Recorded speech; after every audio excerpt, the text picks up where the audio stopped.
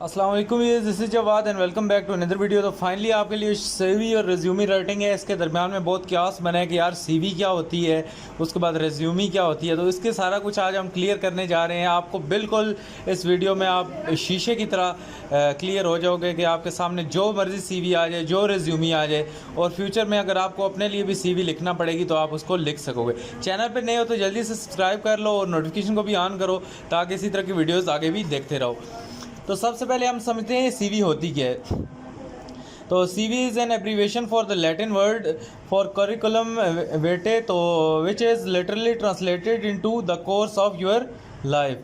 तो ये हमारे पास जो हमारा करिकुलम व्याटे होता है, इसको जो भी कहते हैं, विटाए या व्याटे, जो भी आप इसको पढ़ें, तो इसका मतलब होता है कि the course of your life, जितना कुछ आपने अभी तक लाइफ में करतूत किए हैं, जो जो आपकी हॉबीज़ हैं, जो एजुकेशन है, उसके बारे में आपका लिखना आपने लिखा होना चाहिए।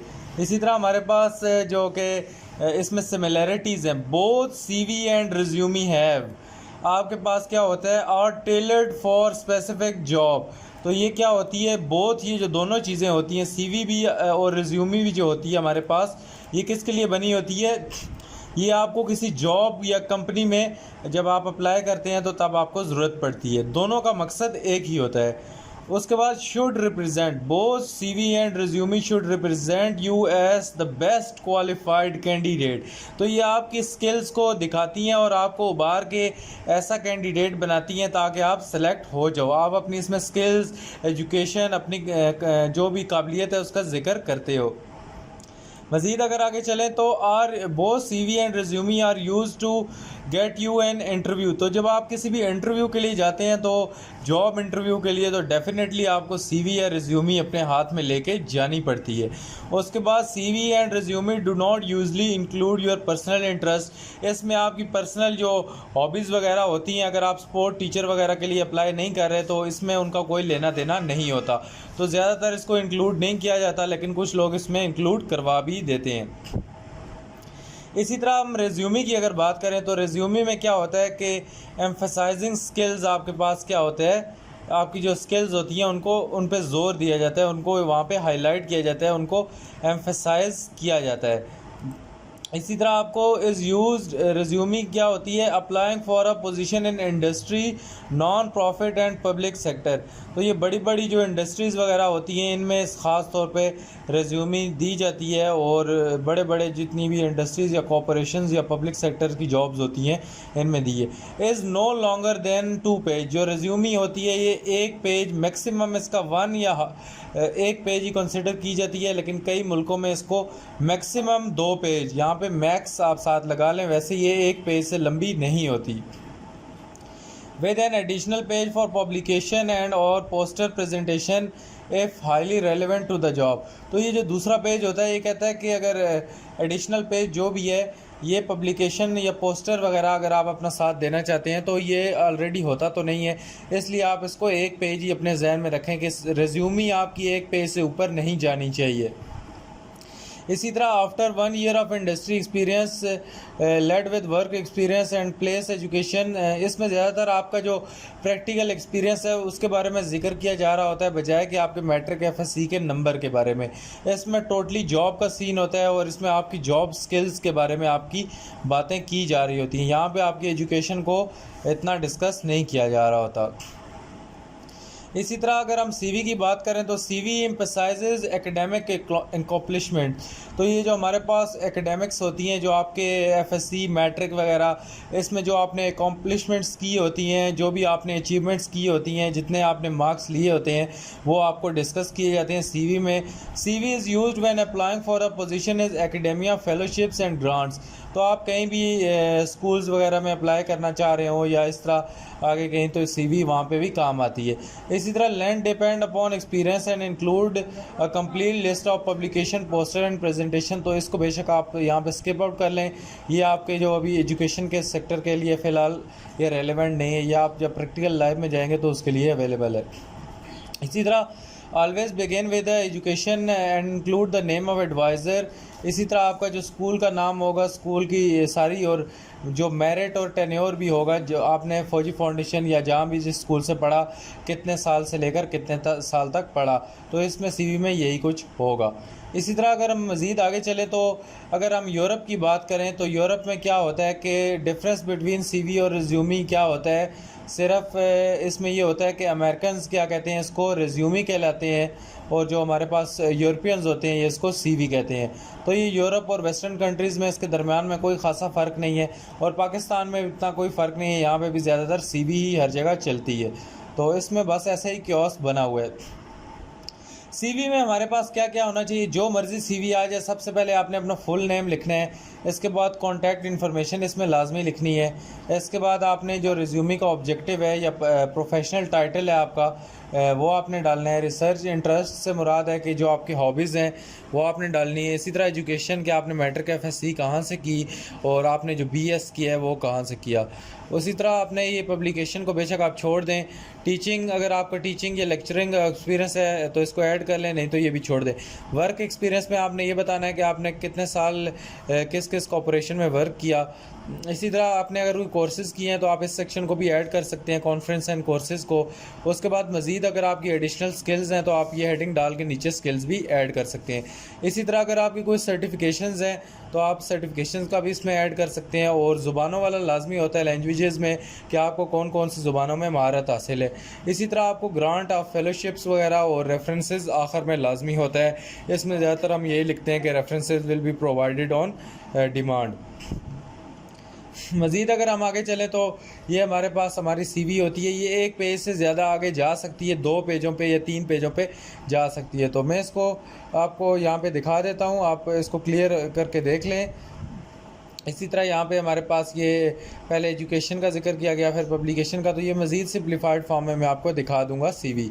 तो अगर आगे चलें तो रिज्यूमी क्या होती है, रिज्यूमी के बारे में मज़ीद पढ़ लें। It is a short straight to the point हमारे पास जो डॉक्यूमेंट होता है। It is created for purpose of applying a specific job. तो ये हम किसी भी जॉब के लिए अप्लाई जब करते हैं तो तब इसको हम यूज़ करते हैं। Unlike the CV you should keep the resume as short as possible. Resume को आप एक पेज तक आप रखें। इसमें वो कहते हैं 99% of the cases you would want to keep your resume 1 page max. तो मैक्सिमम अगर आप रिज्यूमी लिख रहे हैं तो आपके 1 पेज तक होनी चाहिए। इसी तरह रिज्यूमे में क्या क्या आपके पास होना चाहिए, आपका full name, your job title और name of position you are applying, contact information, उसके बाद आपका जो ऑब्जेक्टिव है, work experience, education, relevant skill, languages, और उसके बाद इंटरेस्ट या सर्टिफिकेशन। तो कंक्लूजन हम इस पे आते हैं कि आखिर में इसमें हमें हासिल क्या हुआ। तो सारी चीज़ों को अगर हम सम अप करें तो हमारे पास रिज्यूमी हमारे पास क्या होता है, 1 पेज समरी होती है आपके वर्क एक्सपीरियंस की। इसमें ज़्यादा वर्क का आपके पास डिस्कशन होती है। और जो सीवी होती है, it is a long academic diary that include all of your experience certificate. तो सीवी मतलब रिज्यूमी को भी आप शामिल करें और अपने एकेडमिक्स को भी शामिल करें तो वो क्या बनती है, सीवी बनती है। सीवी एक डिटेल आपकी पर्सनैलिटी की, जो जॉब टाइटल जो भी आप जिसके लिए अप्लाई करें आपकी एक डिटेल है, और जो रिज्यूमी है ये आपका सिर्फ एक सफ़ा है जिसमें शॉर्ट है। जिस तरह फॉर एग्जांपल आप इसको ये तस्वर कर लें कि सीवी आपके पास एक पूरा पैराग्राफ है और रिज्यूमी उसकी क्या है, समरी है। अब इंग्लिश के बच्चे हो, आपको ये तो समझ ही आ गया होगा। उसके बाद डिफरेंसेस में ये रिज्यूमी इज़ 1 पेज, और उसके बाद it is use for job hunting, और सीवी जो होती है हमारे पास जॉब्स के लिए भी यूज़ होती है और एडमिशन्स वगैरह के लिए भी यूज़ होती है। बाकी इनमें कोई ख़ास नहीं है। और यूरोप में ये एक ही चीज़ है, और पाकिस्तान ज़्यादातर काफ़ी ज़्यादा कंट्रीज़ में हमारे पास ये एक ही चीज़ें हैं।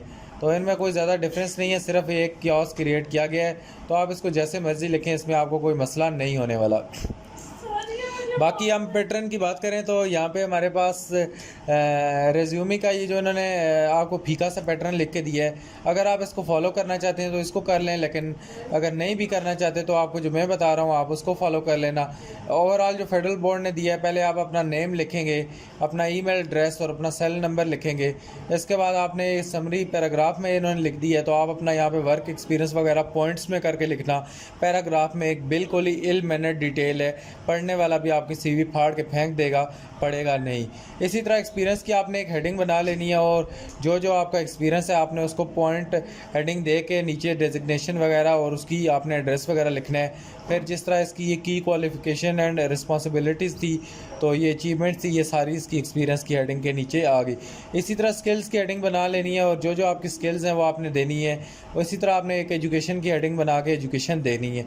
तो ये हमारे पास रिज्यूमी है, इसमें ज़्यादा लंबा चौड़ा सीन आपने खाता नहीं करना, तो बिल्कुल आपने इसमें इजी सीन रखना है और इसको छोटे से छोटा रखना है, एक पेज से ऊपर ये नहीं जानी चाहिए।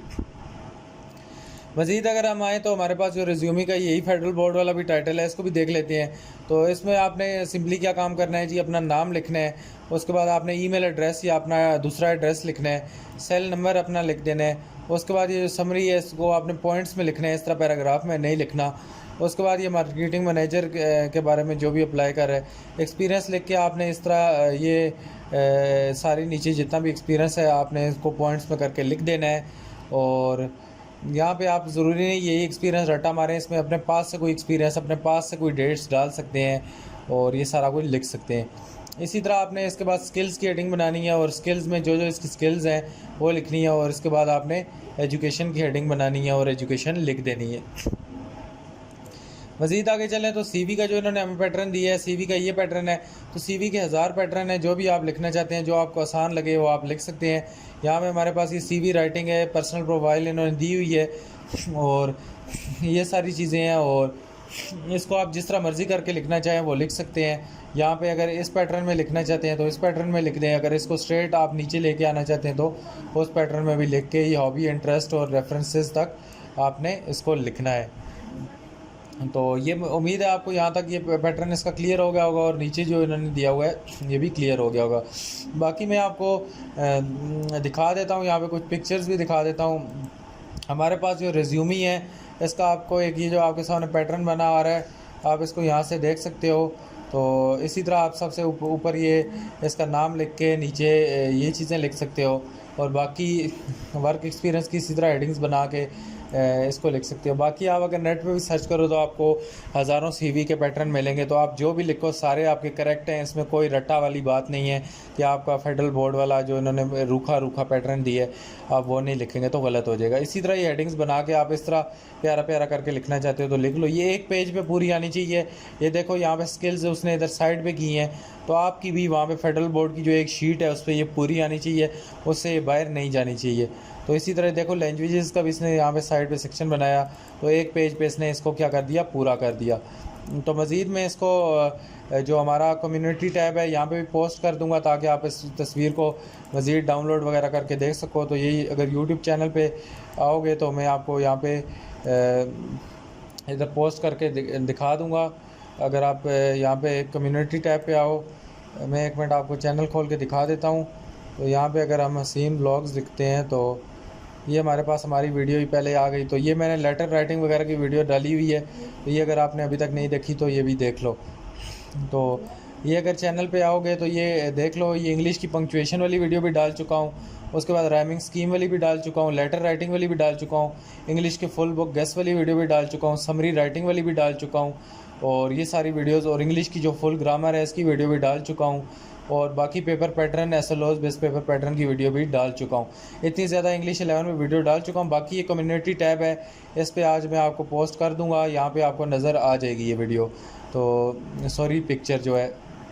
बाकी अगर हम चलें तो दूसरी पिक्चर को देखते हैं, CV और रिज्यूमी। जो CV की जो आपके पास है आप इसको इस तरह भी लिख सकते हो, ये CV आपके पास जो भी है तो आप इसको यहाँ पे इस तरह करके भी लिख सकते हो। बाकी मैं आपको एक और पैटर्न देखता हूँ, यहाँ पे मेरे पास अगर कोई मेरी ड्राइव में इधर पड़ा है तो मैं आपको वो भी दिखा देता हूँ। तो यहाँ पे हमारे पास इस कंप्यूटर में मेरे पास नहीं पड़ा, वो दूसरे वाले कंप्यूटर में पड़ा है, तो मैं वो भी आपके साथ शेयर कर दूँगा। तो अगर आप वो वाला CV का पैटर्न करना चाहते हो तो वो भी आप कर सकते हो। तो यहाँ पे अभी फ़िलहाल नहीं पड़ी हुई इस हार्ड डिस्क में, तो दूसरी हार्ड डिस्क में पड़ी है, वहाँ से मैं आपको CV का वो भी दिखा दूँगा। बाकी ये देखो CV हमारे पास एक सफ़े पे आती है इस तरह, ये पर्सनल डिटेल्स वगैरह लिख के ये सारी चीज़ें लिख के आपने इसको एंड कर देना है। और दूसरा पेज आप इसका लिखना चाहते हो तो वो लिख सकते हो। रिज्यूमी देखो एक पेज पे ही कंजूसी की तरह करके ये यहाँ पे एंड हो जाती है। तो इनका पैटर्न सेम है, आप इसकी जगह हेडिंग्स इसकी जो मर्ज़ी लिख के आओ, आपका सही होगा। सीवी रिज्यूमिंग में आपके नंबर इतने नहीं कटेंगे। आप बेशक ये वाली हेडिंग सारी सीवी में लिख के आ जाओ या रिज्यूमी की सारी हेडिंग उसमें लिख के आ जाओ तो कोई फ़र्क नहीं पड़ता। सिर्फ ये है कि रिज्यूमी में आपको वर्क के ऊपर थोड़ा ज़्यादा ज़ोर डालना पड़ेगा, एजुकेशन को बाद में लिखना है और सीवी में पहले आपको एजुकेशन को डालना होगा। तो उम्मीद है यहाँ से आपको काफ़ी कुछ क्लियर होगा। बाकी मैं आपको इधर मॉडल पेपर पे ले जाता हूँ और यहाँ पे भी दिखा देता हूँ। तो ये हमारे पास यहाँ पे कोई सीवी वगैरह के जो भी इधर उन्होंने दिए हुए हैं ये भी हम देख लेते हैं और आपको इम्पोर्टेंट यहाँ पे टॉपिक्स भी बता देता हूँ। तो ये हमारे पास हमारी सीवी आ जाती है जी। इधर ऊपर देख लेते हैं, ये आई थिंक सो हमारे पास एप्लीकेशन है। यहाँ पे हमारे पास इसमें जॉब एप्लीकेशन है तो सीवी का आगे सीन है कोई। तो यहाँ पे हमारे पास नीचे अगर हम आते हैं तो इधर हमारे पास जो सेक्शन है सी, इसमें हमारे पास किधर गई सीवी, ये हमारे पास है। मैं इसको मज़ीद थोड़ा जूम कर देता हूँ ताकि आपको क्लियर नज़र आ जाए। Right a CV for the post of science teacher in the public school advertised in a newspaper. तो इसकी आपने सीवी लिखनी है। और मज़ीद अगर आपको मैं बताऊँ कोई टॉपिक तो ये आप सीवी का यहाँ पे ये वाला पैटर्न भी देख सकते हो। तो ये हमारे पास सीवी राइटिंग है। अगर आप ये वाला पैटर्न फॉलो करना चाहते हो तो ये पैटर्न भी फॉलो कर सकते हो। आपने इसी तरह ये ऑब्जेक्टिव्स लिखने हैं, उसके बाद आपने अपनी एजुकेशन डालनी है और उसके बाद ये वर्क एक्सपीरियंस है। तो यही वाली सीवी इसी टाइप की मैं भी आपको दिखाने वाला था। तो ये यहाँ पे है। बाकी मैं कम्युनिटी टैब पे उसको पोस्ट कर दूँगा तो वो भी आपने देख लेनी है। तो यहाँ पे ये आपको हॉबीज़ एंड इंटरेस्ट भी दिया हुआ है और ये रेफरेंसेस भी दिए हुए हैं। तो ये सीवी का आसान सा पैटर्न है। इसको बेशक ये जो ऊपर वाली चीज़ें हैं इनको मैं मज़ीद सिंप्लीफाई करके आपको दे दूँगा ताकि आपके लिए आसानी हो जाए। तो ये सीवी का आसान सा पैटर्न है, इसको देख लो। बाकी मैं आपको इम्पोर्टेंट टॉपिक सीवी के यहाँ से बता देता हूँ।